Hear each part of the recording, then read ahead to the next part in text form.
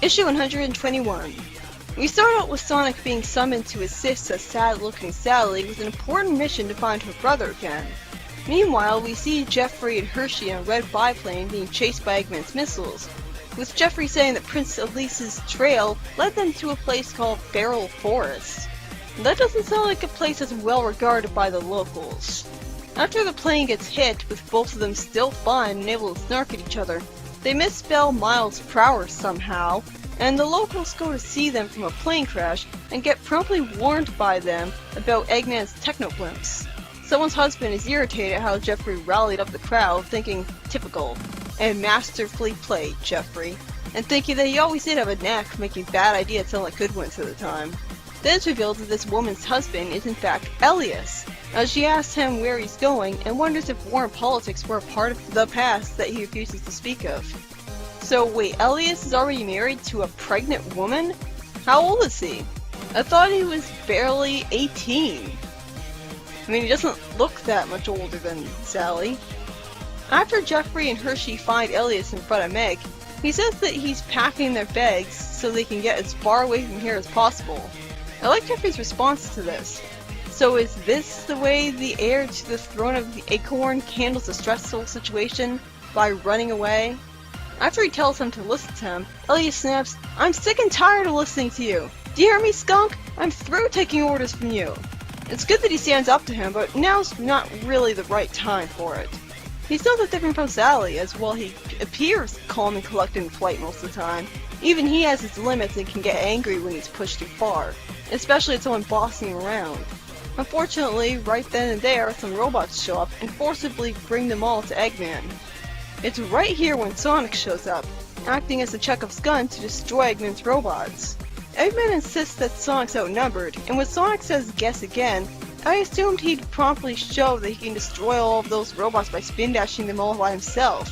But instead I'm expected to believe that a crowd of angry villagers can all take them, even though the robots are still made of hard, unpunchable metal. We then cut to the robots defeated, with Sally hugging Elias and being kind of excited about being an aunt.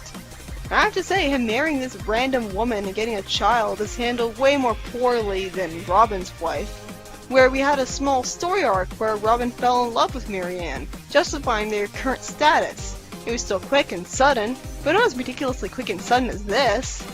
Elias tells Sally that he's not going back to Knothole because he's grown accustomed to his life here as a simple woodsman, and it's the kind of life he wants for his child, even though he's the heir to the throne. The problem is, the freedom fighters are lucky they can protect Knothole as it is, with this location being known, and they barely saved this random village as it is. So if they're going to be expected to protect both villages because the heir to the throne is in one of them, their resources are going to be spread out a little thin. The story ends with Elias' wish being respected, which almost defeats the purpose of the journey in the first place. Then we cut to Knuckles' supposed funeral, where I'm just left waiting for him to get up. He's being called a man-child? That's normally a pretty bad insult, so proud man-child is weird dialogue. Then finally, after a whole bunch of panels get pointlessly wasted, we see the green Knuckles in a spirit form watching his own funeral. Then a ghost tells Knuckles that all of the echidnas are connected to the Chaos Force, that which binds all together, and that's how they're all ghosts. How does Knuckles know Harlan's name? He was never supposed to be that big on echidna history. The story ends with Knuckles seeming to be sent away to the afterlife by Aurora after a bunch of other panels are wasted. In the third story, we start out with Mina being pretty timid and nervous about how Sonic, after hearing her singing, volunteered her to be a singer in a band singing in front of a whole crowd. At first, Mina is relatable as she's really nervous, but seeing that Sonic believes in her gives her the courage to start showing what a great singer she is. Sonic awkwardly says that he likes Mina's singing and not her, and Nicole shows personality by insisting that Mina's singing is completely overrated because of the decibel level alone. Unfortunately, after the singing is done, Mina unintentionally causes a problem once again, as Sally witnesses from her castle that after she hugs Sonic in gratitude, Sonic affectionately touches her chin, proving that he might care for her after all. And since Scourge is such a Casanova, it only makes sense that Sonic would have a side to him like that, especially considering what a neglectful girlfriend Sally has been. In what universe is Sally fulfilling his needs? I'm not holding any of this against Mina because none of it is really on purpose. The first story was by Carl Bollers, and while Elliot doesn't agree to come home, at the very least his fate is found out. He's a simple woodsman in a village who has a pregnant wife all of a sudden. Not only does this whole wife thing come out of nowhere, so it's hard for me to get attached to it, and it feels really arbitrary instead of well earned.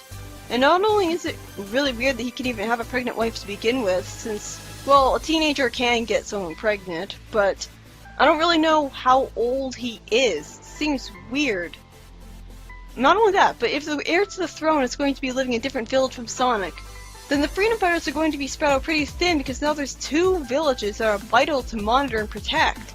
It would be so much easier if Elliot just came to Knothole instead of making his own village a huge target, especially since Eggman knows where it is, and it's not like it's going to be surrounded with a security system or something, which I'm sure would just make the villagers uncomfortable from not being used to it anyways. At the very least, Jeffrey was allowed to have a good idea for once, despite Elliot's assumption, because them rallying up a crowd against Eggman resulted in a whole bunch of robots being destroyed, although Sonic should have easily been able to take them all by himself anyways.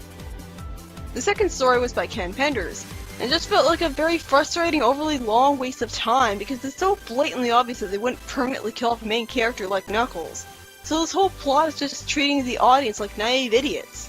So many panels wasted on either telling Knuckles his life story, or his friends being sad, or Knuckles being told stuff about ghosts that we already know. What's the point? This whole story is just padding. They could have just had Knuckles be sent to the afterlife at the end of the previous Knuckles story. Romy Chacon wrote the final story, and it was about Mina discovering how much of a singing prodigy she really is, wrapping up a loose plot thread where she is shown to be a great singer in a previous story with her. And then Sally spots Sonic, implying that he may care for her more than they both thought, bringing the relationship right back to where it was when she spotted Mina kissing him.